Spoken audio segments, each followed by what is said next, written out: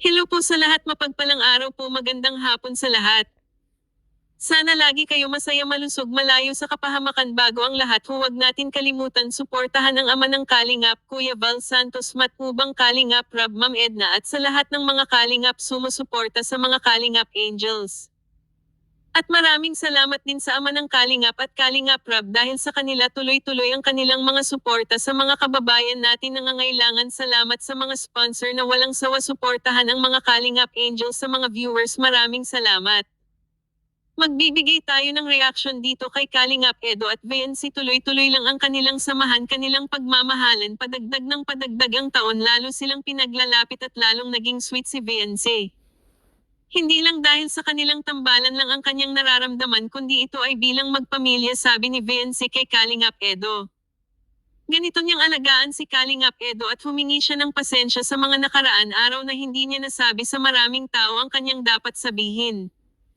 Narito ang mixing video, panoorin po natin, huwag mag-skips ng ads para makatulong po tayo. Magpapasalamat muna ako sa mga silent viewers. Maraming salamat po sa inyong lahat, pagpalain po kayo. Gaalala. Medyo affected lang ako dun sa yung nakaraan ba ka? Tungkol dun sa hindi kita napasalamatan. Yung sabi ng mga viewers. Huwag mo napansin yung mga yun. Hindi naman importante yung mga sinasabi nila. At saka, okay lang sa akin. Okay lang pero nagtatampo. Ha? Pero nagtampo ka naman talaga. Wala, hindi ko na yun alam. Hindi ko na maalala. Okay lang talaga? Baka may pa dyan, tanim ng sama ng loob sa akin. Sabi sa'yo, di ako magtatanim ng sama ng loob. Wala na akong, isang linggo lang, sapat na yun. Limot ko ng lahat. Ay, naku. Ewan mo na kung bata rin. Kaya mo na.